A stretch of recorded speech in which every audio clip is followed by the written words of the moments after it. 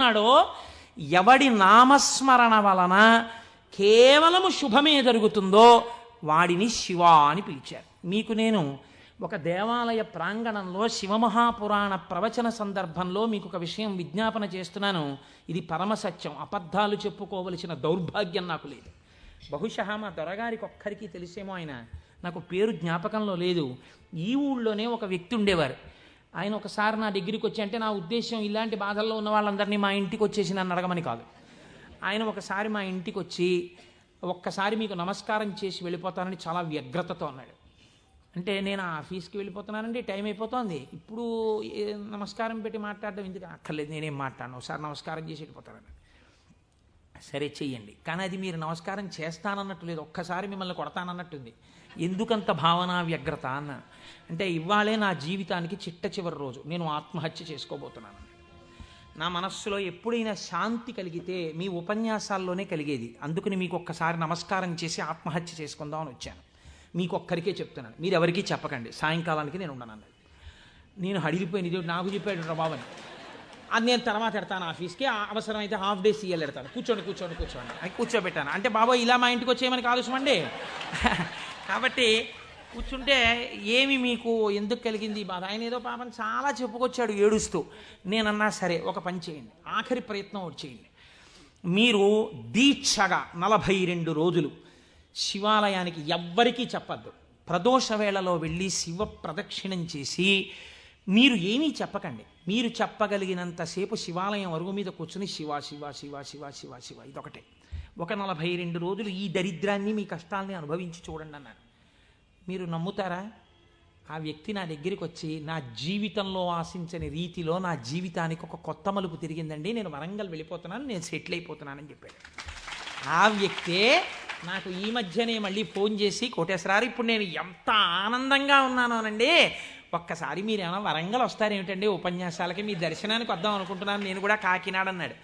అయ్యా మీరు ఎప్పుడైనా కాకినాడ ఇప్పుడు అక్కర్లేదు, ఎప్పుడో తర్వాత వద్దురు కానీ, నేను వరంగల్ ఇప్పుడు మాత్రం రావట్లేదు, నేను వరంగల్ వస్తే చెప్తాను, అప్పుడు మీరు నా దగ్గరికి వద్దురు కానీ తప్పకుండా దర్శనానికి అన్నాడు. కళ్యాణి అందులో అంటారే, ఏతి జీవంతిమానందో నరం వర్ష శతాదపి అంటుంది సుందరకాండ. 100 ఏళ్ళు బతికిన వాడు శుభాన్ని చూస్తాడు. అందుకే తొందరపడి ఏదో సమస్య ఉందని ఆత్మహత్యలు చేసేసుకుంటాం ఇలాంటి మాటలు అనకూడదు. కాబట్టి చూడండి, శివుడు ఉద్ధరించగలడు అనడానికి ప్రత్యక్ష ప్రమాణం మనకే ఉంది కదా. శివం అంటే మంగళం, శోభనం, శ్రేయస్సు, కళ్యాణం. ఏ శుభము నీకు కావాలన్నా శివానుగ్రహముగానే వస్తుంది. శివానుగ్రహము కలిగితే నీ ఇంట సర్వమంగళములు జరుగుతాయి. అందుకే శంకర భగవత్పాదాచార్య స్వామి శివానంద లహరిలో ఒక మాట అంటారు, అసలు శివ నిన్ను చూసి ఏదేదో అనుకుంటుంటే అసలు నీ స్వరూపం ఒక్కసారి ఆలోచించు.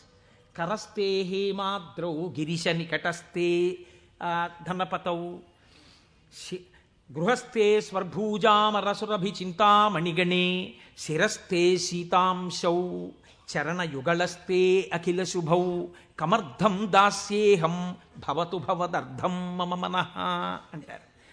శంకర నాకు శుభం ఈయన అడగడానికి నీకు నేనేమి ఇచ్చివను? కరస్తే హేమాద్రౌ, ఒక చేతిలో నువ్వు మేరు పర్వతం బంగారు కొండ పట్టుకున్నావు, బంగారు కొండే నీకుంది, ఇంకేమివ్వను? గిరిశ నికటస్తే ధనపతౌ, గిరిశ ఓ శంకర నీ పక్కన నవనిధులకు అధిపతి అయిన కుబేరుడు ఇలా నిలబడ్డాడు, నువ్వు ఎప్పుడు కుబేరా కొంచెం ఏమైనా 2 రూపాయలన్నా ఏంటి అనలేదు. ఆయనే ఎప్పుడు ఏమైనా అడుగుతావేమోనని ఇలా నిలబడ్డా, ఆయన కోరిక తీరలేదు. గిరిశ నికటస్తే ధనపతౌ, కుబేరుడు నీ పక్కన ఉన్నాడు. గృహస్థే స్వర్భూజామరసురభి చింతామణిగణే, నీ ఇంట కల్పవృక్షాలు, కామధేనువులు, చింతామణులు రాసులు పోసి ఉన్నాయి. ఎన్ని కామధేనువులు, ఎన్ని కల్పవృక్షాలో, చింతామణులతో గోడలు కట్టారు నీ ఇంట్లో. పోన్లేవయ్యా ఇవన్నీ ఉన్నాయి, కానీ నీకేదో మోక్షం ఇస్తాను, నీకేమైనా అనారోగ్యం వస్తే తగ్గిస్తానడానికి నీ యొక్క శిరస్సు మీద సీతాంశు చంద్రబింబం ఉంది, చంద్రరేఖ ఉంది, కాబట్టి మోక్షం ఇచ్చే అధికారం నీకుంది. ఇంకా నీకు నేనేమివ్వను? నాది నాది అన్నది ఒక్కటి ఉంది నా దగ్గర, నీది కాదని నా దగ్గర ఉన్నది అన్నది ఏమిటో తెలుసా? కమర్థం దాస్యేహం భవతు భవదర్థం మమ మనః. నాది అని అస్తమానం నన్ను బంధనంలో పడేసే ఈ మనస్సు నీకు ఇచ్చేస్తా, బుచ్చేసుకో. ఏదో రకంగా ఆయన పాదాల దగ్గర చేరడానికి శంకరాచార్యులు వారు మన కోసం చేసినటువంటి శ్లోకం కమర్థం దాస్యేహం భవతు భవదర్థం మమ మనః మమ అన్న చోట నేను అన్న శబ్దం శంకరాచార్యుల వారి కోసం అండి. ఆయన అపరశంకరుడు, మన కోసం. ఇది జగద్గురువుల యొక్క కారుణ్యం. కనుక అటువంటి శంకరుడికి మీరేమి ఇవ్వాలి? మీరేమి ఇవ్వక్కర్లేదు. కానీ మీరు ఇలా నమస్కరిస్తే చాలు, ఒక్కసారి శివ అంటే చాలు, ఆయన పొంగిపోతాడు. అందుకు కదా మనం ప్రదోష వేళలో ఉపన్యాసం మొదలుపెట్టే ముందు శివాష్టోత్తర శతనామ స్తోత్రాన్ని ఒక్కసారి అనుసంధానం చెయ్యాలి అని మనం అనుకుంటున్నాం. మీరు చూడండి, నేను ఇక్కడ మీకు ఒక గంభీరమైనటువంటి విషయాన్ని వాళ్ళ ప్రస్తావన చెయ్యాలి అని అనుకుంటున్నాను. ఆనందం వస్తే కళ్ళజోడు తీసేస్తూ ఉండడం, మళ్ళీ పెట్టుకు చూసుకుంటూ ఉండడం. బాగుందండి మీరు చెప్పింది, శంకరుడు అంతటి గొప్పవాడే, ఇంతవరకు బాగుంది. కానీ ఇలా ఆయన ఎప్పుడూ మా కంటితో మేము చూడని రూపంలో ఉండడమేనా, లేకపోతే మాకు ఇంతకన్నా ఏమైనా గొప్ప ఉపకారం చేశారా? కళ్యాణం, భద్రం, శ్రేయం, శోభనం, శుభం, వీటన్నింటికీ అర్థం కేవలం శుభాలు చేసుకోవడం, పెళ్ళిళ్ళు చేసుకోవడం, బూరెలు తింటూ ఉండడం, గారులు తింటూ ఉండడం, ఇవేనా? ఇంకేమైనా చెప్పారా శంకరుడు? ఇవే నా అర్థం, నేను ఇవే మీకు చేసి పెడుతుంటానని ఏమైనా అన్నారా? దీన్ని మీరు చాలా జాగ్రత్తగా గంభీరంగా పట్టుకోవాలి. మీరు ఇది పట్టుకునే ప్రయత్నం చేస్తే శివపురాణం విషయంలో మీకు ఒక గొప్ప అవగాహన ఏర్పడిపోతుంది. కాబట్టి చెవులు రిక్కించి చాలా జాగ్రత్తగా వినే ప్రయత్నం చేయండి. కదిలినటువంటి శివుని యొక్క స్వరూపాన్నే నటరాజమూర్తి అని పిలుస్తాం. ఎదర వ్యాఖ్యానం పురాణంలో వస్తుంది, అప్పుడు నేను నటరాజ తత్వం గురించి, చిదంబరం గురించి చెప్తాను. అప్పుడు విందురు. కానీ ఇప్పటికొకటి తెలుసుకోండి, తనలో తాను రమించిపోతున్నటువంటి శివుడు అలలు లేని సరస్సు. కాబట్టి తనలో తాను రమిస్తుంటాడు, కదలిక ఉండదు. ఇప్పుడు అదే శివుడు సృష్టికర్త, స్థితికర్త, ప్రళయకర్తగా ఉన్నాడు అనుకోండి, కదులుతూ ఉంటాడు. ఈ కదిలినప్పుడు నటరాజు నాట్యం చేస్తుంటాడు. నటరాజు సృష్టి స్థితి ప్రళయకర్త అయి నటిస్తున్నప్పుడు పక్కన దగ్గరగా ఎవరైనా నిలబడతారా? నిలబడి అలా చూస్తూ సంతోషపడిపోయే వాళ్ళు ఎవరైనా ఉన్నారా నటరాజుని? శ్రీ మహావిష్ణువు అంతటి వారు అసుర సంధ్య వేళలో మధ్యలో వాయిస్తూ ఉంటారు, శంకరుడు నాట్యం చేస్తుంటే. కాబట్టి ఉట్టిన ఏమీ చేయకుండా స్పెక్టేటర్స్ పాస్ అని చెప్పి ఏమైనా ఇస్తారా? రేపాక సుబ్బారావు సూర్యకళామందిరానికి ఇచ్చినట్టు ఇస్తే వెళ్ళి కూర్చున్న పాస్ పట్టుకుని మొదటి వరుసలో చాలా దగ్గరగా ఉట్టిన ఏ సహాయం చేయకుండా ఇలా చేతులు కట్టుకుని అబ్బా చాలా బాగా చేస్తున్నారండి అని ఇలా సంతోషంగా చూసేవాళ్ళు కూడా ఎవరైనా ఉంటారా సభలో? అంటే శాస్త్రం అంది ఇద్దరున్నారు, ఇద్దరే చూస్తారు. అలాగా మిగిలిన వాళ్ళందరూ నటరాజ తాండవమునందు సహాయం చేస్తుంటారు. ఆ ఇద్దరెవరో తెలుసా? ఒకరు వ్యాఘ్రపాదుడు, ఒకరు పతంజలి. వీళ్ళిద్దరే చూస్తూ ఉంటారు. వ్యాఘ్రపాదుడి యొక్క శరీర అధోభాగం పులిగా ఉంటుంది, పతంజలి యొక్క శరీర అధోభాగం పావుగా ఉంటుంది. పతంజలి ఆదిశేషుని యొక్క అంశ. ఈ పతంజలి వ్యాకరణానికి మహాభాష్యం చేశారు. ఈ పతంజలి 1000 నాలుకలతో సమాధానం చెప్పేవారు. ఒకానొకసారి ఈ పతంజలి మహర్షి దగ్గరికి 1000 మంది శిష్యులు వచ్చి, అయ్యా మీ దగ్గర మేము వ్యాకరణం నేర్చుకోవాలనుకుంటున్నామని అడిగారు. పతంజలి మహర్షి అన్నారు, సరే మీకు 1000 మందికి నేను నేర్పుతాను ఏకకాలంలో. ఎవరు ఏ స్థాయిలో ఉన్నారో ఆ స్థాయిలో పాఠం చెప్పేస్తాను. మీకు ఉదాహరణకి వ్యాకరణం అంటే కొద్దిగా సంగీతంతో పోల్చండి. కొద్దిగా అమరిక కోసం సంగీతం నేర్పేటప్పుడు బాగా కీర్తనల్లోకి వచ్చేసిన వాళ్ళకి, ఇంకా సరిగమ పదనిసల్లో ఉన్న వాళ్ళకి, from the lowest string to the highest string కలిపి కూర్చోపెట్టి సంగీతం నేర్పడం కుదరదు. ఎందుకనంటే ఎవరికి వాళ్ళకే టైం ఉండాలి, వాళ్ళ స్థాయికి తగినట్టు వాళ్ళకి చెప్తూ ఉండాలి. వ్యాకరణ మహాభాష్యం చెప్పేటప్పుడు 1000 మంది 1000 రకాలైన ప్రశ్నలు వేస్తారు. 1000 మందికి ఒకేసారి జవాబు చెప్పాలి. కాబట్టి ఇప్పుడు తాను ఎలా చెప్పాలి? తాను ఆదిశేషుడు కనుక శేషాంశతో చెప్పాలి, 1000 నాలుకలతో చెప్తాను. కానీ 1000 నాలుకలతో చెప్పినప్పుడు ఒక ప్రమాదం ఉంది. శేషాంశతో ఉంటాను, దానిలో విషపు గాలి కూడా వస్తుంది. ఎదురుగుండా కూర్చున్నవాడు బూడిదైపోతాడు. కాబట్టి తెర అడ్డం కడతాను. ఇది చిదంబరంలో జరిగిందండి యథార్థంగా. నేను ఒక తెర అడ్డం కట్టి లోపల నేను కూర్చుంటాను, మీరు బయట కూర్చోండి. మీరు ప్రశ్నలు అడుగుతూ ఉండండి, నేను చెప్పేస్తుంటాను 1000 నాలుకలతో. ఒక్క నియమం, 1000 నాలుకలతో నేను కష్టపడి 1000 మంది శిష్యులకు సమాధానం చెప్పడానికి కూర్చుని ఉండగా ఎవడైనా సరే నేను పాఠం పూర్తయిందనే లోపల లేచి వెళ్ళిపోతే వాడు బ్రహ్మరాక్షసుడైపోతాడని చెప్పి శాపం పెడుతున్నానన్నారు.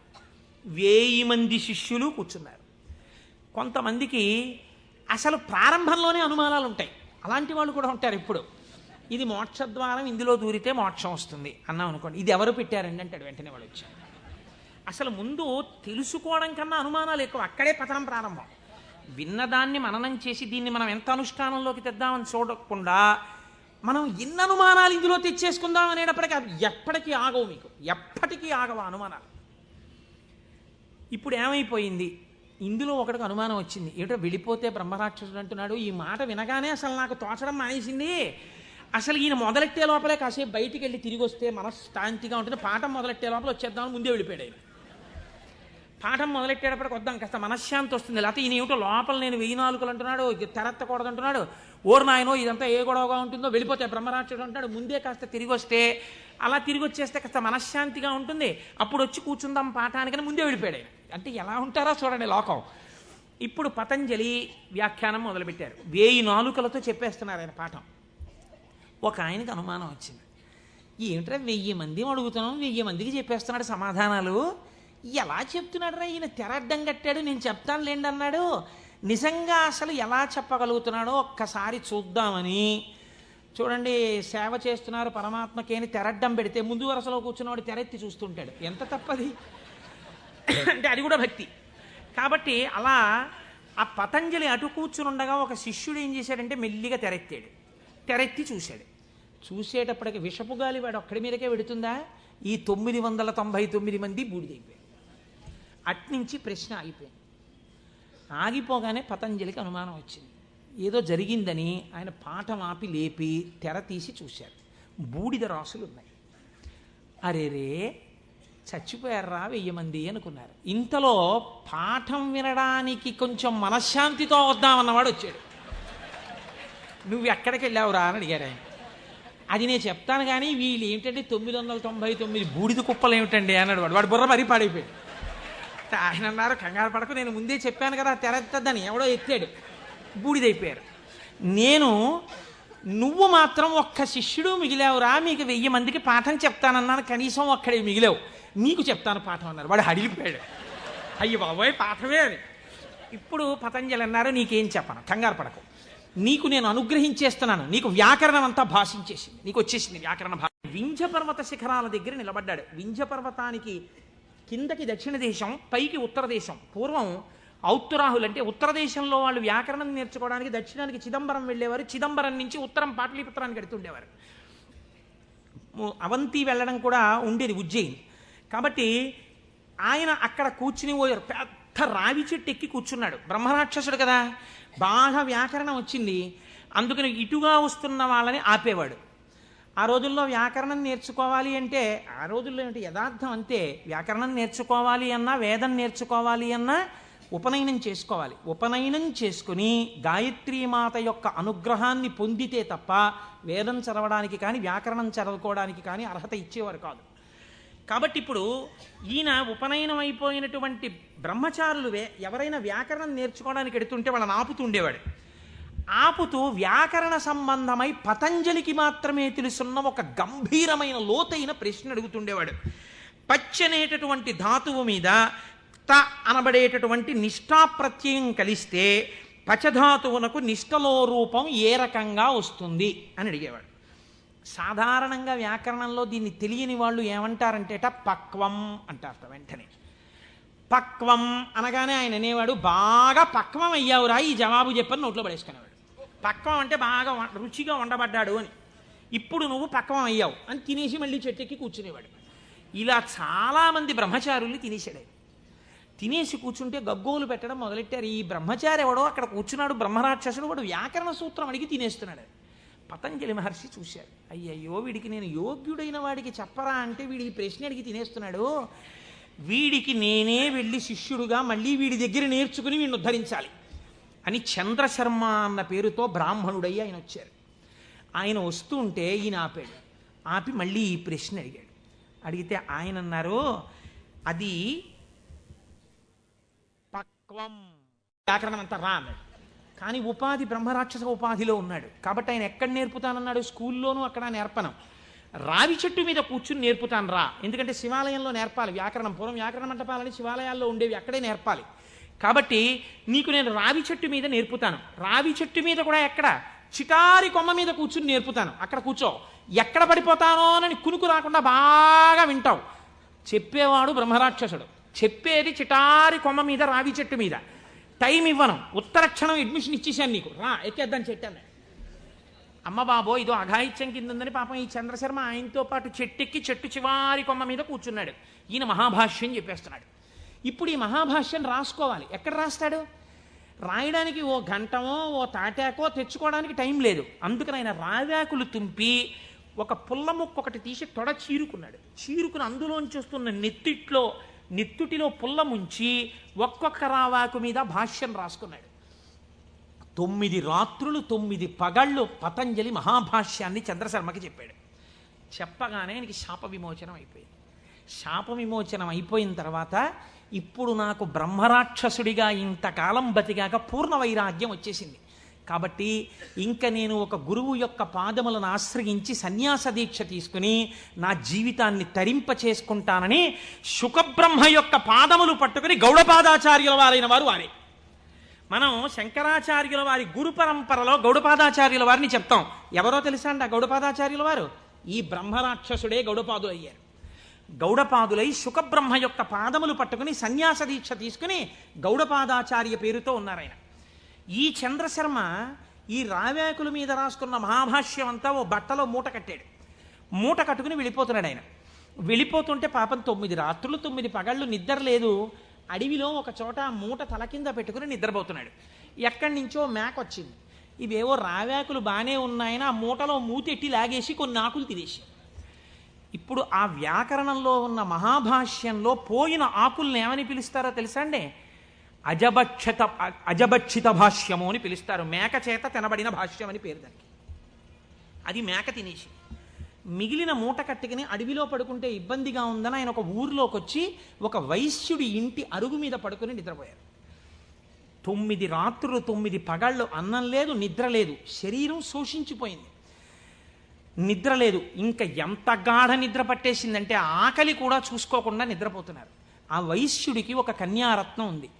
ఆ అమ్మాయి చూసి ఈయన నిద్దట్లోనే మరణిస్తాడేమో అని బెంగపెట్టుకుని ఒక గొప్ప వైద్య చికిత్స చేసింది. ఇప్పుడు మనం ఆ సిలైన్లవి ఎక్కించాలంటే శరీరానికి సూదితో పొడిచి ఎక్కిస్తాం.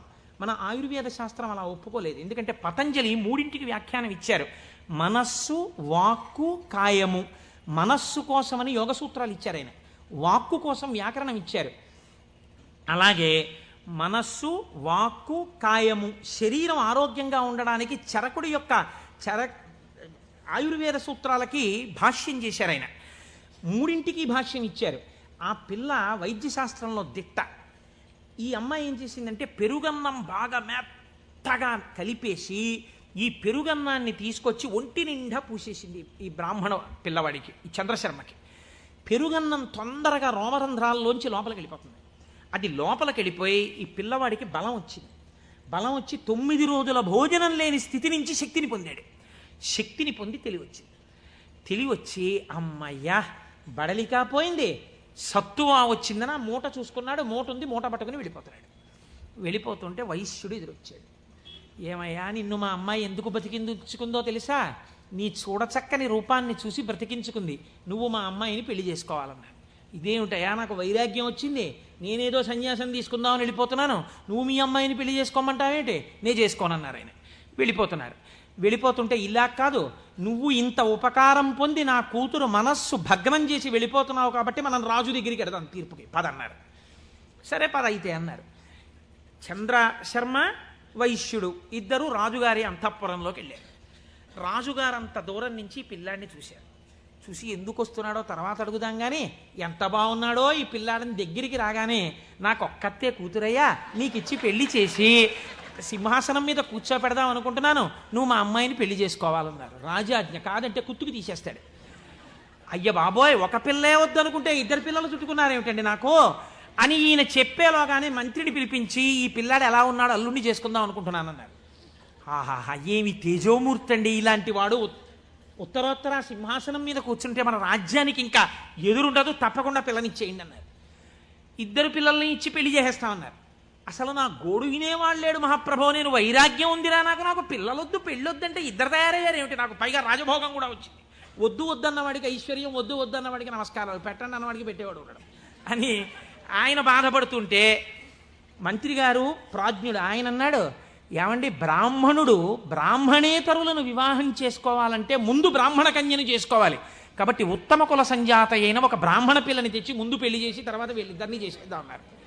ఓహో, ఇద్దరు ముగ్గురు కూడా అయ్యారేమిటనుకున్నాడు ఆయన. ముందు ఆయన గోడు వినేవాళ్ళు లేడు. బ్రాహ్మణ కాంతని తెచ్చారు, వైశ్యకాంతని తెచ్చారు, క్షత్రియ కాంతని తెచ్చారు, తాళి కట్టేవారు. ఆయన అన్నాడు, మీరు ఎలాగో ఇప్పుడు పెళ్ళొద్దంటే వినరు, ఆయన విండు, ఈయన విండు. ఒక్క ఉపకారం చేయండి, మీకు నా తేజస్సు చూసి పొంగిపోతున్నారు కదా, మీ ముగ్గురి కుమార్తెల యందు నేను సంతానమును పొందుతాను. ముగ్గురికి కొడుకులు పుట్టగానే నేను సన్యాసానికి వెళ్ళిపోవడానికి నాకు అనుమతి ఇవ్వాలన్నాడు. తప్పకుండా అలాగే ఇస్తామన్నారు. ముగ్గురిని పెళ్లి చేసుకున్నాడు. ముగ్గురి యందు కుమారుల్ని కన్న తర్వాత సన్యాసం పుచ్చుకుందామని వెళ్ళిపోయాడు ఈ చంద్రశర్మ. వెళ్ళిపోయినటువంటి వాడు వెళ్ళి ఎవరు ఇతపూర్వం బ్రహ్మరాక్షసుడి రూపంలో ఉండి తనకి మహాభాష్యమంతా చెప్పి సన్యాసం తీసుకుని శుకబ్రహ్మకి శిష్యుడిగా ఇవాళ గౌడపాదాచార్య స్వామి వారిగా ఉన్నారో ఆయన దగ్గరకే వెళ్ళి, అయ్యా నాకు సన్యాసం ఇవ్వండి అని అడిగాడు. నీకు గోవిందపాదాచార్య నామంతో సన్యాసం ఇస్తున్నానని సన్యాసం ఇచ్చి సన్యాసనామం గోవిందపాదాచార్య. ఆయనకి సన్యాసం ఇచ్చి ఒక మాట చెప్పారు, నువ్వు నర్మదా నదీ తీరంలో ఈ రావి చెట్టు దగ్గర ఈ గుహలోనే కూర్చో. రాబోయే కాలంలో భారతదేశంలో 72 అవైదికమైన మతములు ప్రవేశిస్తాయి. 72 అవైదికమైన మతములను తన వాగ్ఝరితో కొట్టిపారయ్యగలిగినటువంటి ఒక మహాపురుషుడిగా పరమశివుడే శంకరాచార్య స్వామిగా ఆవిర్భవించబోతున్నాడు. ఆ శంకరాచార్యుల వారికి సన్యాసనామాన్ని ఇచ్చి తత్వోపదేశం చెయ్యడానికి నువ్వు గురువుగా ఉండు అని కూర్చోబెట్టారు. ఆ చంద్రశర్మే గోవిందపాదాచార్య స్వామి. ఆ గోవిందపాదాచార్య స్వామి శిష్యులే మన శంకర భగవత్పాదాచార్య స్వామి. ఇది గౌడపాద, గోవిందపాదాచార్య, శంకరాచార్య గురు పరంపర. శివమహాపురాణ ప్రారంభం చేస్తూ ఇలాంటి పరంపరని ఒక్కసారి ఉత్తరాయణంలో అసుర సంధ్య వేళలో వింటే చాలు ఎంత పొంగిపోతాడో శంకరుడు. కనుక ఇప్పుడు ఆయన కాలడిలో జన్మించాడు మహానుభావుడు. ఆ శంకరాచార్య స్వామి వారి జన్మ రహస్యాన్ని గురించి ఎప్పుడైనా మనం త్రిపుర సుందరి అమ్మవారి ఊళ్ళో మళ్ళీ శంకరాచార్య స్వామి వారికి వైశాఖ శుక్ల పంచమి నాడు చేస్తాం కదా ఉత్సవం, అప్పుడు చెప్తాను దాని గురించినటువంటి విశేషాలు. ఇప్పుడు చెప్తే కుదరదు మహాప్రభో. ఆయన భారతదేశపు నలుచెరగుల పాదచారి అయి 3 మాటలు తిరిగారు. 72 అవైదికమైనటువంటి మతములను శృతి ప్రమాణమైన తన వాగ్ఝరితో కొట్టిపారేశారు, చిమ్మేశారు. ఆయన తర్వాత మళ్ళీ రాలేదు ఇంకా 72 మతాలు. అంత గొప్పవారు శంకరాచార్యుల వారంటే. అందుకే చంద్రశేఖర పరమాచార్య స్వామి వారికి శంకరులు గురువు కాదు, ప్రాణం. అందుకే అపర శంకరాచార్యులు వారు అయ్యారు చంద్రశేఖర పరమాచార్య స్వామి. అటువంటి మహాపురుషుడై దిగ్విజయయాత్ర చేసి శృతి ప్రమాణమైన అద్వైత సిద్ధాంతాన్ని ఆవిష్కరించి మనందరినీ ఉద్ధరించినటువంటి వారిగా శంకరులు వచ్చారు. మీరు చూడండి, ఇప్పుడు మనం శివనామము మళ్ళీ మొదటికి వెళ్ళండి. ఎక్కడికి వెళ్ళాలి? అమరకోశంలో శివనామమునకు చెప్పినటువంటి వ్యాఖ్యానములో శివుణ్ణి ఏ రకంగానైనా పట్టుకుంటే మిమ్మల్ని ఉద్ధరించగలడు దగ్గర నుంచి శ్రేయం, మంగళం, కళ్యాణం, భద్రం, శ్రేయస్సు, శోభనం, ఇవి కేవల మంగళములేనా ఇంకేమన్నా ఉన్నాయా దగ్గరికి వెళ్ళండి. అందుకు తీసుకొచ్చాను దీన్ని. ఇప్పుడు ఇక్కడి నుంచి అక్కడికి వెళ్ళండి. మళ్ళీ ఒక్కసారి వెడితే మీకు ఈ శివనామమును ఎక్కడ దాచారు? శివనామము పంచాక్షరిగా కదండి ఉంది. నమశివాయ అని పంచాక్షరి. నమశివాయ అన్న మాట చెప్పడానికి వేదం ఎంత కట్టడి చేసి చెప్పింది, ఎంత జాగ్రత్తగా చెప్పింది పంచాక్షరి మంత్రాన్ని. మీరు జాగ్రత్తగా చూడండి, ఇది జాగ్రత్తగా గమనించండి. మీరు అయ్యప్ప స్వామి దర్శనానికి వచ్చారనుకోండి, అలా గేటు దగ్గర నిలబడి అయ్యప్ప స్వామి దర్శనం చేసుకుంటానంటే మీకు కనపడరు. మీరు అక్కడ చెప్పులు విప్పాలి, లోపలికి రావాలి, ఇక్కడ ఉన్నటువంటి పరివార దేవతలందరినీ దర్శనం చెయ్యాలి, మెట్లెక్కాలి, గణపతికి సుబ్రహ్మణ్యుడికి ప్రదక్షిణం చెయ్యాలి, ధ్వజస్తంభం పక్క నుంచి లోపలికి వెళ్ళాలి, స్వామికి ఒక పక్కకి వెళ్ళి నిలబడి ఆయన వంక చూస్తే అప్పుడు మీరు సంతోషంగా స్వామి దర్శనం చేస్తారు. అలాగే ఈ పంచాక్షరిని వేదం ఎక్కడ దాచిందో చూడండి. మనకి వేదములు 4 అయినా సాధారణంగా మనం ఏమంటామంటే 3గా వ్యవహరిస్తాం సంప్రదాయంలో. అందుకే శంకరాచార్యులు వారు కూడా శివానంద లహరిలో త్రైవేద్యం హృద్యం త్రిపురహరమాద్యం త్రినయనం అన్నారు. త్రైవేద్యం అనడానికి ఒక కారణం ఉంది. ఋగ్వేదం, యజుర్వేదం, సామవేదం ఈ 3 వేదాలు నేర్చుకోవడానికి ఒక్కసారి ఉపనయనం చేసుకుంటే చాలు. ఒకసారి ఉపనయనం చేసుకుంటే 3 వేదాలలో ఉండేటటువంటి సారాంశమునకు కూడా ఒక సావిత్రి ఉపదేశం, ఒక గాయత్రి ఉపదేశంతో 3 వేదాలు చదవచ్చు. అథర్వవేదం చదువుతాను అన్నారు అనుకోండి ఎవరైనా, ఈ 3 వేదాలు చదవడానికి కావలసినటువంటి ఉపనయనం సరిపోదు. అథర్వవేదం కూడా చదవాలంటే మళ్ళీ ఉపనయనం చేసుకోవాలి. మళ్ళీ ఉపనయనం చేసుకుని మళ్ళీ ఇంకొక బ్రహ్మోపదేశం పొందాలి. పొంది అథర్వవేదం చదవాలి. అందుకని త్రైవేద్యం అంటారు సాధారణంగా. ఈ 3 వేదములు ఋగ్వేదం, యజుర్వేదం, సామవేదం మీరు 3 అలా పెట్టారనుకోండి, ఒక దేవాలయ ప్రాంగణం ఉన్నట్టుగా 3 వేదాలు అలా పెడితే ఈ 3 వేదాలకి మధ్యలో ఏ వేదం ఉంది? ఇది ముందరి ద్వారం, ఇది వెనక ద్వారం, ఇది ఋగ్వేదం, ఇది సామవేదం, ఈ మధ్యలో ఉన్నది యజుర్వేదం. ఇప్పుడు ఈ యజుర్వేదానికి 7 కాండలు ఉన్నాయి. 7 కాండలు 1 2 3 4 5 6 7. ఇప్పుడు ఇందులో మళ్ళీ మధ్య ప్రాకారం ఏది? 4వ కాండ కదండి. ముందు 3 వెనక 3, మధ్యలోది 4. ఇప్పుడు ఈ 4వ కాండలో ఏముంది? యజుర్వేదంలో రుద్రాధ్యాయం ఉంది. మళ్ళీ రుద్రాధ్యాయంలో అష్టమానువాకం మీరు తీసుకోండి, మధ్యలోకి అష్టమానువాకం వస్తుంది. అష్టమానువాకం మీరు తీసి ఇప్పుడు చదవండి అష్టమానువాకాన్ని. నమః సోమాయ చ రుద్రాయ చ నమస్తామ్రాయ చ అరుణాయ చ నమః శంగాయ చ పశుపతయే చ నమ ఉగ్రాయ చ భీమాయ చ నమో అగ్రే వధాయ చ దూరే వధాయ చ నమో హంత్రే చ హనీయసే చ నమో వృక్షేభ్యో హరికేశేభ్యో నమస్తారాయ నమః శంభవే చ మయోభవే చ నమః శంకరాయ చ మయస్కరాయ చ నమః శివాయ చ శివతరాయ చ. అష్టమానువాకం చిట్ట చివర్లో నమః శివాయ చ అక్కడ పెట్టారు. ఈ నమః శివాయ చాకి ముందేం పెట్టారు? మయస్కరాయ చ. మయస్కరాయ చ అంటే గురువు. గురూపదేశంతో పంచాక్షరిని పొందాలి. మయస్కరాయ చ ఈ గురువుల పరంపరలో మొట్టమొదట లోకంలో శివనామాన్ని ప్రచారం చేసి అద్వైత సిద్ధి వైపుకు నడిపించిన వాళ్ళు ఎవరు? నమః శంకరాయ చ శంకర భగవత్పాదులు. ఆ శంకర భగవత్పాదులు ఎవరు? శంకరుడే. ఎలా చెప్పగలరు? రుద్రాధ్యాయంలోనే అభిషేక మంత్రాల్లోనే ఒక చోటు ఉంది, నమ కపర్దినేచ వ్యుక్తకేశాయచ అని. కపర్దినేచ అంటే పెద్ద జటాజూటం ఉన్నవాడు, వ్యుక్తకేశాయచ అంటే అసలు వెంట్రుకలు లేనివాడు, మొత్తం పూర్ణమండలం చేయించేసుకుని గుండు చేయించేసుకుని ఉన్నవాడు. అలా ఎలా కుదురుతుందండి? పక్కనే ఉన్న నామంలో పెద్ద జటాజూటమా, ఆ పక్కనే ఉన్న నామంలో ఒక్క వెంట్రుక కూడా లేనటువంటి గుండుతో ఉన్నవాడా? ఈ రెండు ఎలా సమన్వయం అవుతాయి అంటే పెద్దలు అన్నారు, నీ ఇష్టం వచ్చినట్టు చెప్పడానికి వీల్లేదయా. అలా వ్యుక్తకేశాయచ గుండుతో శివుడున్నాడని ఎక్కడైనా చెప్పారా అంటే వ్యాస భగవానుడు వాయుపురాణంలో చెప్పారు గుండుతో శివుడున్నాడు అని. గుండుతో శివుడు ఎక్కడున్నాడు? ఎందుకంటే దక్షిణామూర్తిగా కూడా జటాజూటంతో ఉంటారు, శివుడిగా జటాజూతంతో ఉంటారు. పూర్ణముండనంతో గుండు చేయించుకున్నటువంటి శివస్వరూపం లేదు. మరి వాయుపురాణం ఎలా చెప్పింది ఉన్నాడని అంటే, వాయుపురాణం ఒక విషయాన్ని వ్యాస భగవానుడు ప్రతిపాదన చేస్తూ చెప్పారు. చతుర్భిః సహ శిష్యైస్తు శంకరో అవతరిష్యతి. 9 శిష్యుల మధ్యలో కూర్చుని గుండుతో ఉండి మీద బట్ట కప్పుకున్న సన్యాసి రూపంలో ఎవరు కనపడుతున్నాడో ఆయనే పరమశివుడు అని చెప్పింది. ఇప్పుడు 9 శిష్యుల మధ్యలో కాషాయ బట్ట ఇలా గుండు మీద వేసుకుని చేతిలో వేదాలు పట్టుకుని ఇలా చిన్ముద్ర పట్టి కూర్చున్నది ఎవరు? ఎవరండి? శంకరాచార్య స్వామి. నమ కపర్దినేచ పరమశివుడు, వ్యుక్తకేశాయ చ శంకరాచార్యుల వారు. కాబట్టి ఇప్పుడు ఈ శంకరాచార్యుల వారు ఎవరు? పరమశివుడే. రుద్రాధ్యాయంలో రహస్యంగా చెప్పేసింది. ఎప్పుడో రాబోయేటటువంటి శంకరావతారాన్ని రుద్రాధ్యాయం చెప్పింది. ఆయన్ని మయస్కరాయచ ఆ శంకరుల గురు పరంపర ఉన్నదే అది సదాశివ సమారంభాం లేకపోతే నారాయణ సమారంభాం వ్యాస శంకర మధ్యమాం అస్మదాచార్య పర్యంతాం వందే గురు పరంపరాం.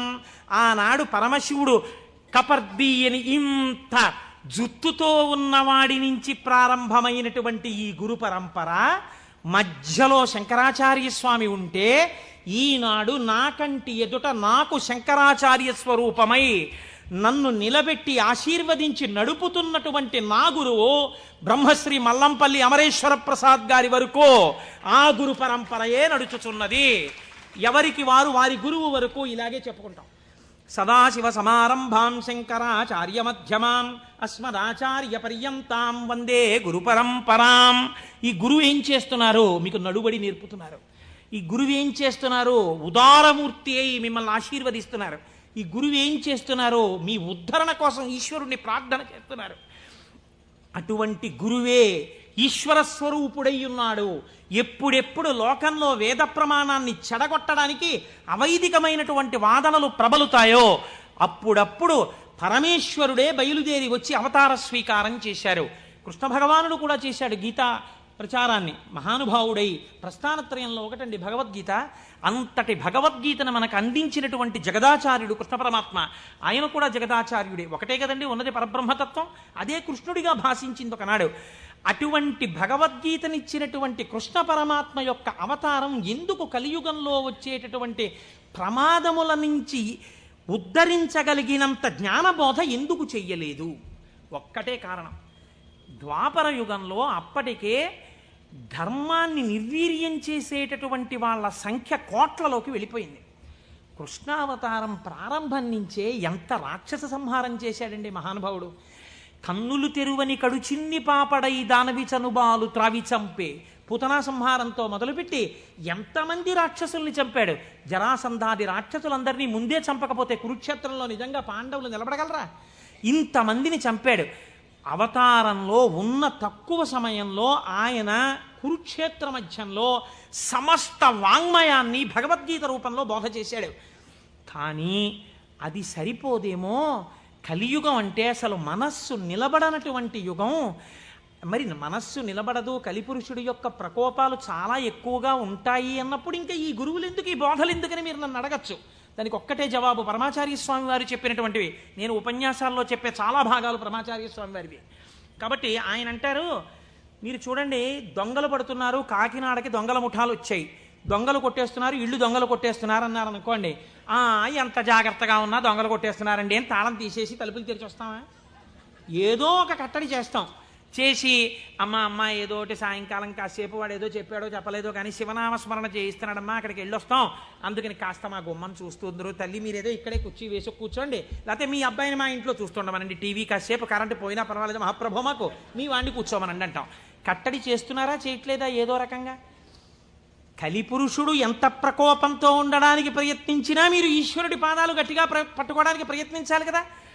దానికి ప్రస్థానత్రయ భాష్యంతో మొదలుపెట్టి ఈశ్వరుణ్ణి స్తోత్రం చెయ్యడం వరకు, ఆకాశం నుంచి పాతాళం వరకు సమస్త వాంగ్మయాన్ని జ్ఞానబోధ తప్ప ఇంకొక ప్రయత్నం కాని పని కాని పెట్టుకోకుండా 32 ఏళ్ల జీవితంలో షణ్మత స్థాపనాచార్యులై శృతి ప్రమాణాన్ని నిలబెట్టి అందరి దేవతల మీద స్తోత్రాలు చెప్పి శివానందలహరి, సౌందర్యలహరి, బ్రహ్మసూత్ర భాష్యం ఎన్ని చేశారండి మహానుభావుడు శంకరాచార్యులు వారు.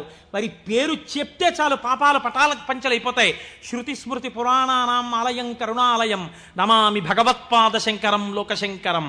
అటువంటి శంకర భగవత్పాదులై ఈ భూమి మీద నడయాడి మనకి జ్ఞానబోధ చేశారు.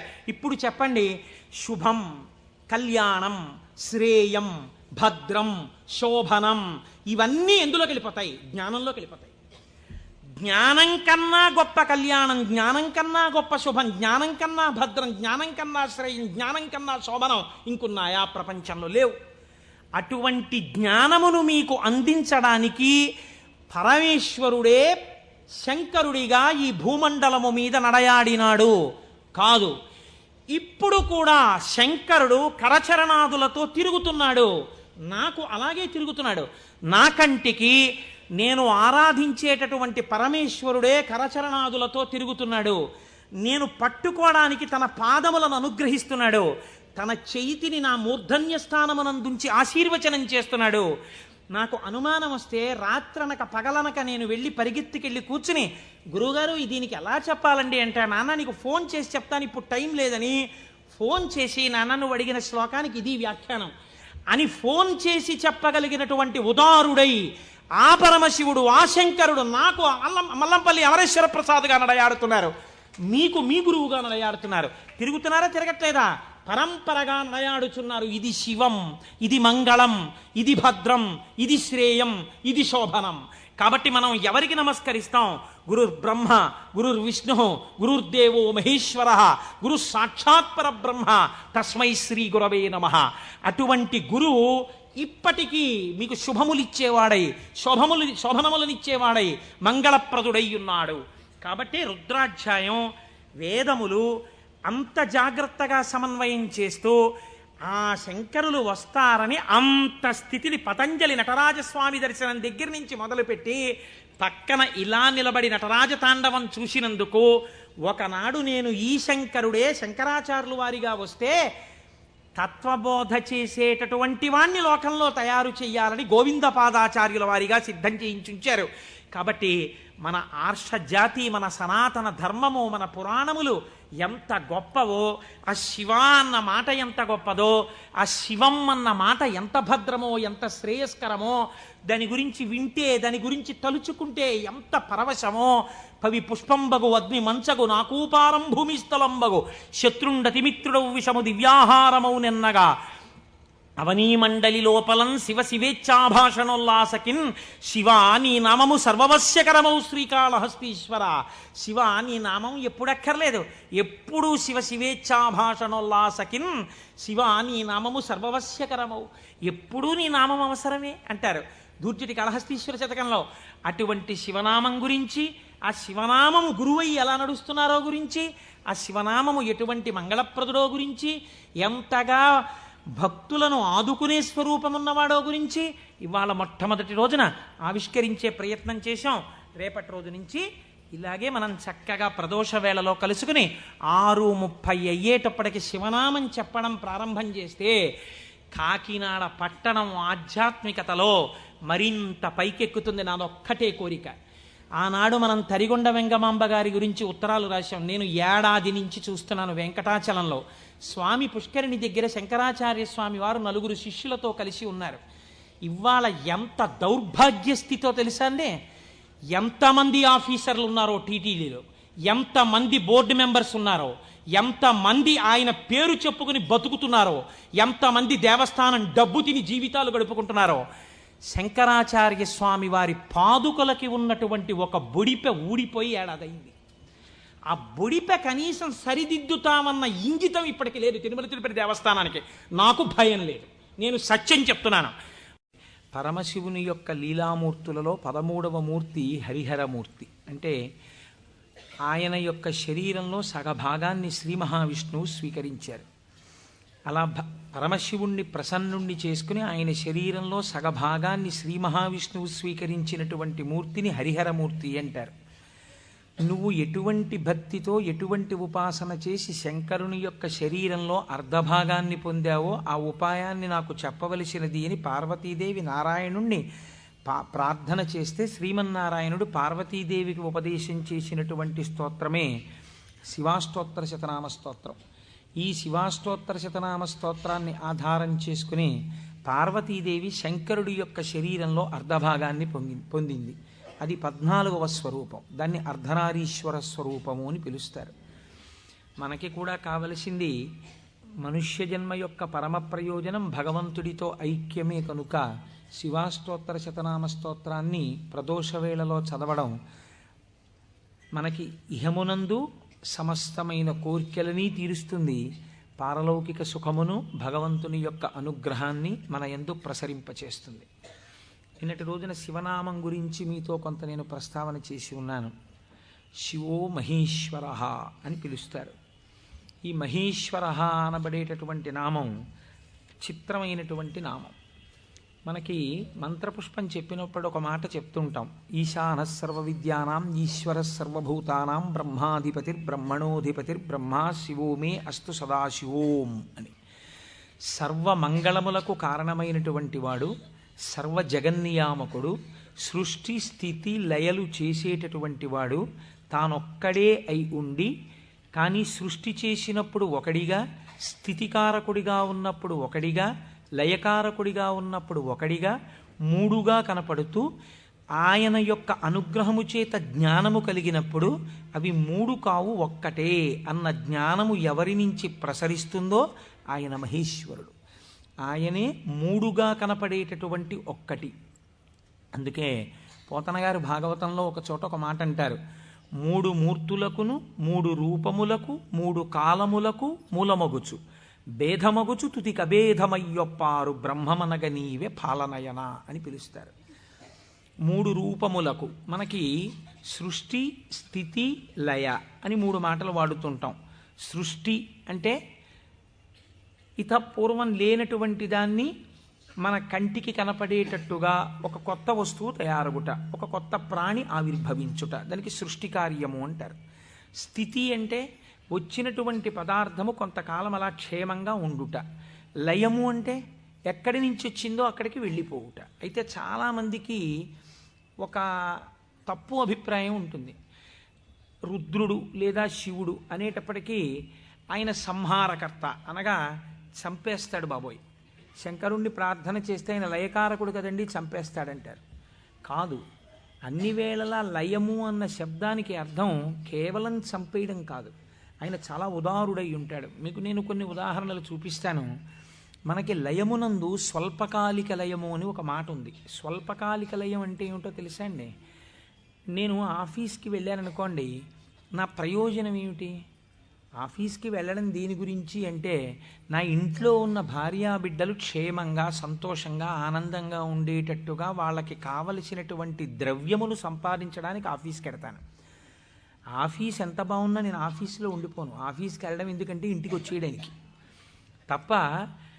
ఆఫీస్కి వెళ్ళి ఆఫీస్లో ఉండిపోవడానికి ఆఫీస్కి ఎవరు వెళ్ళరు, ఇంటికి వచ్చేస్తారు.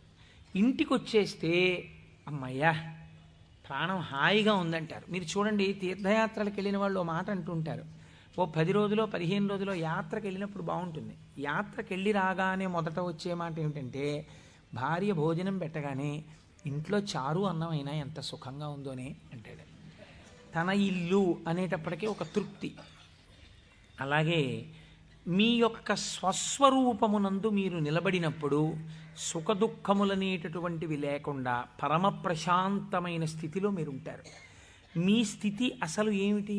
ఆనందకరమైనటువంటి స్థితి. మరి దుఃఖం ఎందుకు వస్తుంది? మనస్సు యొక్క సంకల్ప వికల్పముల వలన దుఃఖం వస్తుంది. ఆ మనస్సు సుషుప్తిలో ఆత్మలోకి చేరిపోయింది అనుకోండి, ఏమీ తెలియని స్థితిలో, అది అజ్ఞానం అంటే మనం తెలుసుకోలేం. కానీ మీరు బాగా గాఢ నిద్ర పట్టినప్పుడు ఎలా ఉంది అన్నారనుకోండి, ఎవ్వడూ కూడా ఎంత దుఃఖంగా ఉందోనండి, అంత గాఢ నిద్ర పట్టింది, ఎంత ఏడుపు వచ్చిందో ఆ గాఢ నిద్రలో అన్నవాడు మీకు ప్రపంచంలో ఉండడు. ఎంత హాయిగా నిద్ర పట్టిందో అంటాడు. ఏమిటా హాయి? మనస్సు లేకపోవడమే హాయి. మనస్సు ఆత్మలోకి వెళ్ళిపోయింది. అలా వెళ్ళిపోయి ఆత్మగా ఉండిపోతే ఎంత సంతోషమో, ఎంత హాయో, ఎంత ఆనందమో. ఈ బాహ్యమును గురించినటువంటి ఎరుక అంతా ఆగిపోతుంది. ఆగిపోయినప్పుడు గొప్ప ఆనందాన్ని పొందుతాడు. ఇలా ఆనందాన్ని పొందినటువంటి స్వరూపము ఏది ఉన్నదో ఆ ఆనందమే శంకరుడు, ఆ ఆనందమే పరమశివుడు. ఆయన ఈ నిద్ర పోయినప్పుడు దీనిని స్వల్పకాలిక లయము అని పిలుస్తారు. నిద్ర పట్టలేదనుకోండి, అంతకన్నా భయంకరమైన స్థితి ప్రపంచంలో ఇంకోటి ఉండదు, అంతకన్నా దుఃఖం కూడా ఇంకోటి ఉండదు. ఒక్కరోజు రాత్రి 1 గంట వరకు నిద్ర పట్టలేదనుకోండి, పిచ్చెక్కినట్టు ఉంటుంది. ఏం చెయ్యాలో అర్థం కాక. ఏదో అలవాటు ఉన్నవాడైతే పుస్తకం తీసుకాసేపు చదువుకుంటే వేరు మాట అనుకోండి. నిద్ర ఎవరు ఇస్తున్నారు? నిద్రని భగవంతుడు మీరు అర్థించకుండా, మీరు ఏ ప్రయత్నమూ చెయ్యకుండా తిరిగి తిరిగి తిరిగి తిరిగి విషయ సుఖాలలో మీరు మగ్నమై ఇంద్రియములన్నీ అలిసిపోయి మనస్సు అలిసిపోతే ఈ శరీరాన్ని తీసుకెళ్ళి ఓ మంచం మీదో, పరుపు మీదో, నేల మీదో, చాప మీదో, బొంత మీదో పడుకోబెట్టేస్తే ఆయన చక్కగా ఇంద్రియాల్లో ఉన్న శక్తిని అంతటినీ తీసి మనస్సులో పెట్టేస్తాడు. కళ్ళల్లో ఉన్న శక్తి వెనక్కి తీసి మనస్సులో పెడతాడు. కళ్ళు తెరిచి ఉంటాయి కానీ చూడడు. ఒక్కొక్కడు కళ్ళు తెరిచి నిద్రపోతాడు, లేకపోతే సగం తెరిచి నిద్రపోతాడు, కానీ ఏం చూడలేడు. ఎందుకంటే శక్తి వెనక్కి వెళ్ళిపోయింది. చెవు దగ్గరికి వెళ్ళి మాట్లాడినా వినపడదు. ఎందుచేత? ఆ చెవికి వినపడే శక్తి మనస్సులోకి వెళ్ళిపోయింది. ఇంద్రియాలలో ఉన్న శక్తి మనస్సులోకి, మనస్సు ఆత్మలోకి వెళ్ళిపోతుంది. ఈ గాఢమైనటువంటి సుషుప్తి అనబడేటటువంటి నిద్రలో ఈశ్వరుడు మనకు ఒక గొప్ప ప్రయోజనాన్ని చేకూరుస్తాడు. దీన్నే స్వల్పకాలిక లయము అంటారు. మనం ఛార్జింగ్ లైట్ని కరెంటుతో ఛార్జ్ చేసినట్టు ఈ మనస్సు ఇంద్రియముల యొక్క శక్తి తీసుకుని ఆత్మలోకి వెళ్ళి కూర్చుంటుంది. కూర్చున్నప్పుడు ఈ ఆత్మ మళ్ళీ మనస్సుకి ఇంద్రియములకు కావలసినటువంటి బలాన్ని ఇస్తుంది. తెల్లవారి నిద్ర లేవగానే మనస్సు మేల్కొంటుంది. మేల్కొనడం అంటే ఆత్మ నుంచి విడివడుతుంది. అసలు యథార్థమునకు సృష్టి, స్థితి, లయ అన్నవి ఎక్కడ దర్శనం చేయాలో తెలుసా అండి మీరు? ఇక్కడే దర్శనం చేయాలి. అది మహేశ్వర స్వరూప దర్శనం అవుతుంది. మీకు ఎలా దర్శనం చెయ్యాలి? మీకు నిద్ర లేవగానే మొట్టమొదటి ఆలోచన అయితే వచ్చిందో దానికి మీరు సాక్షిగా ఉన్నారనుకోండి. తెలివి రాగానే నాకు మొదట ఏం ఆలోచన వచ్చింది అంటే ఆలోచన మనస్సు యొక్క స్వరూపం. అది ఏం ఆలోచించిందని మీరు ఆలోచనని పసిగట్టి వేరుగా ఉండడం మీరు ఆత్మగా ఉండడం. ఆత్మగా ఉండి మీరు మొదటి ఆలోచనని చూశారనుకోండి, దాని ఆలోచనల్ని చూడడం మీకు అలవాటు అవుతుంది. ఇది సృష్టి, చతుర్ముఖ బ్రహ్మ దర్శనం. కాబట్టి బ్రహ్మగారికి పూజ లేదు. ఎందుకనంటే ఆ సంకల్ప దర్శనము చేత మాత్రమే మీరు బ్రహ్మదర్శనం చేసేస్తారు. సృష్టి ప్రారంభమైంది అంటే మీ మనస్సు బయటికి వచ్చింది. ఇప్పుడు మీకేం కావాలి? స్థితి కావాలి. స్థితి అంటే నిర్వహణ శక్తి కావాలి. కొన్ని సంకల్పములను మనస్సు చేస్తుంది, వీటిని విడగొట్టగలిగిన ప్రజ్ఞ కావాలి. అది వ్యగ్రతతో ఇవాళ ఈ పని చెయ్యి అంటుంది, నేను చేయను. నీకేం, నీ సొమ్మేం పోయింది నువ్వు చెప్తావు, కానీ మూట కట్టుకొని అనుభవించవలసిన వాడిని నేను చేయను అని మనస్సుకు ఎదురు తిరిగి చెప్పి, ఈ మాట చెప్పావు చాలా బాగుంది, ఇది చేస్తాను అని మనసు చెప్పినవి కొన్ని అంగీకరించగలగాలి.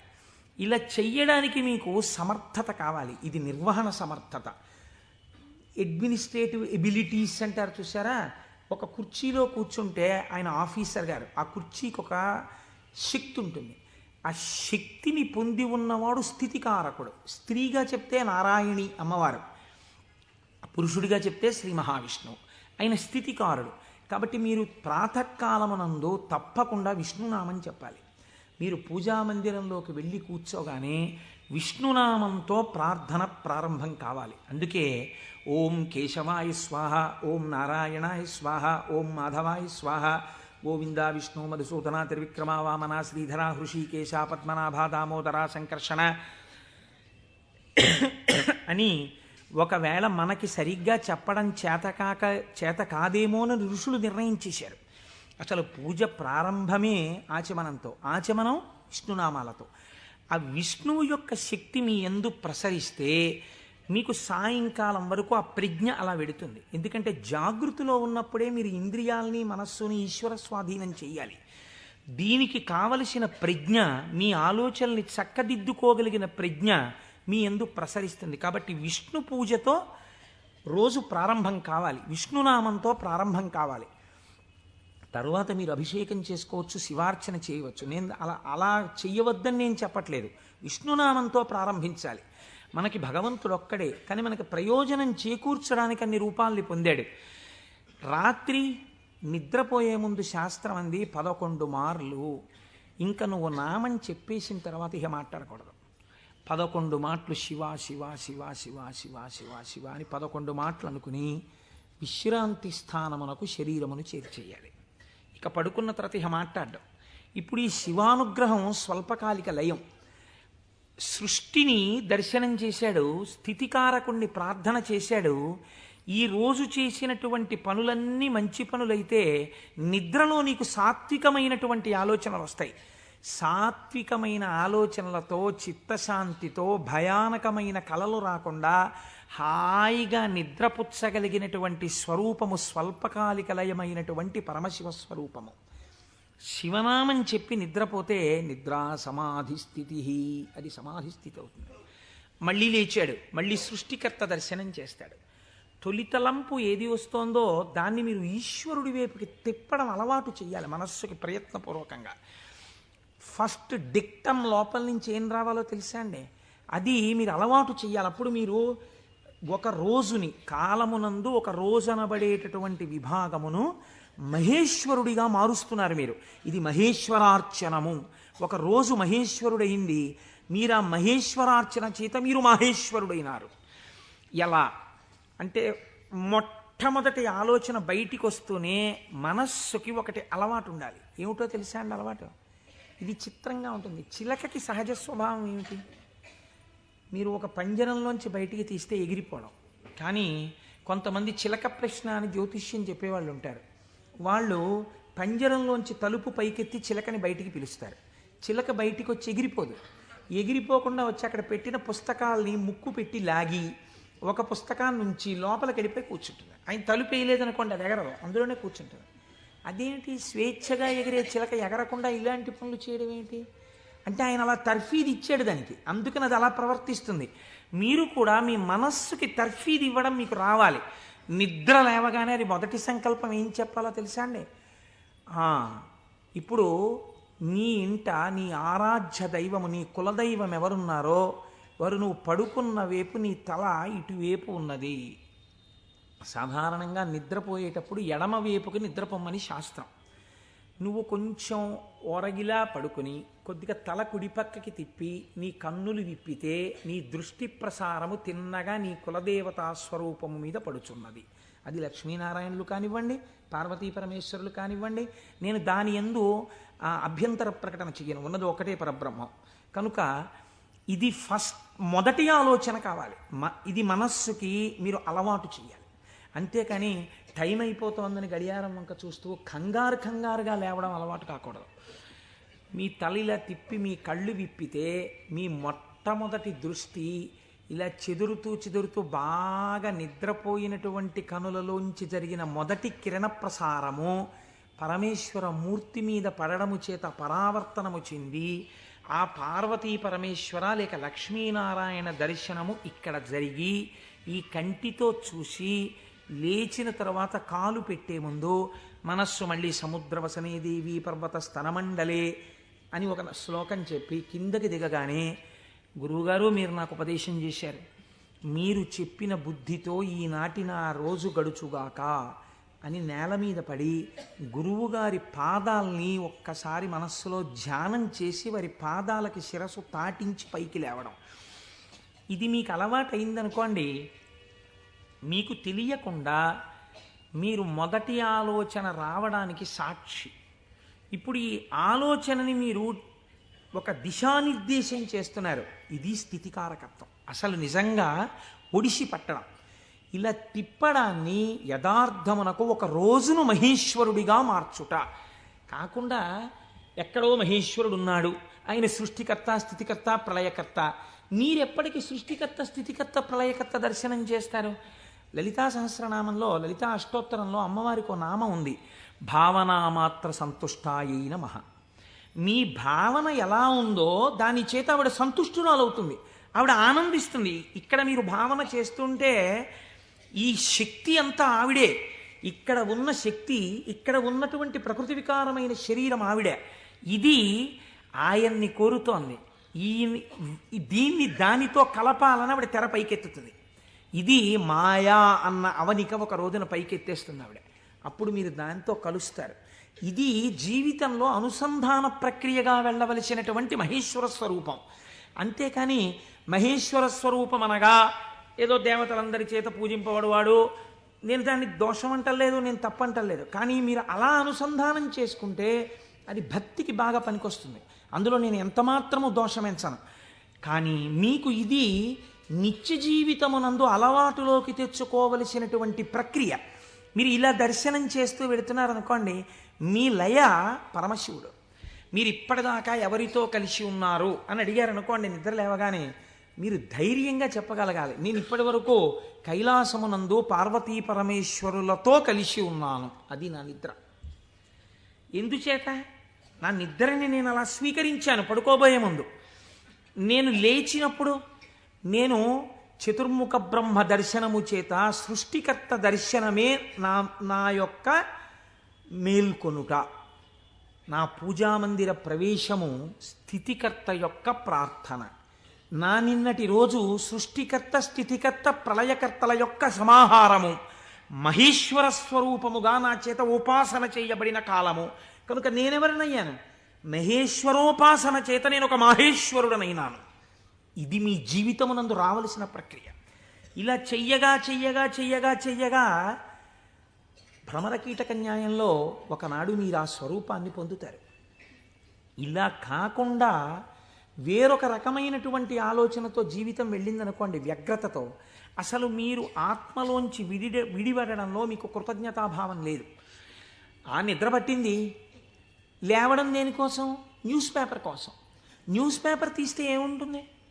న్యూస్ పేపర్కి ఎప్పుడు ఏం కావాలంటే మళ్ళీ రేపు కూడా మీరు 3 రూపాయలు ఇచ్చి కొనుక్కోవడానికి తగినటువంటి ఉద్వేగమును మీ యందు కల్పింపగలిగినటువంటి ప్రధానమైన వార్తని హెడ్లైన్స్గా వెయ్యాలి. అది పేపర్ టెక్నిక్.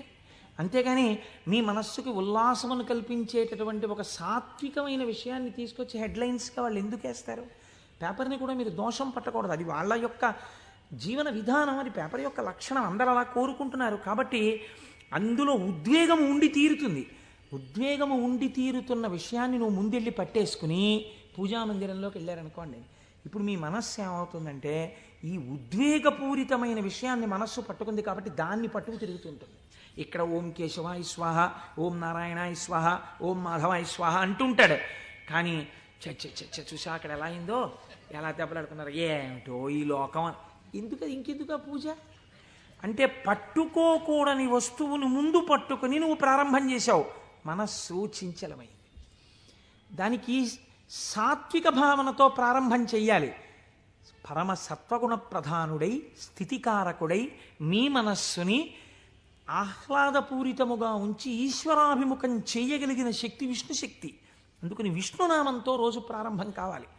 కనుక ఇది మీరు నిత్య జీవితంలోకి మహేశ్వర స్వరూపాన్ని తెచ్చుకోవలసినటువంటి విధానం. ఇప్పుడు ఈ మహేశ్వరుడు మీరు మామూలుగా వాంగ్మయ రీత్యా చూసినప్పుడు ఈయన నియంత అన్న మాట నేను తేలికగా ఎందుకు వాడేశానో తెలుసా అండి? అది పౌరాణికమైన భాషలో వాడబడిన మాట కాదు. నువ్విలా ఎందుకు చేశావు అని వేరొకరు అడగలేనివాడు. ఈ ఈశ్వరుడు యొక్క స్థితి ఎలా ఉంటుందంటే అసలు మీరు అలా అడగడానికి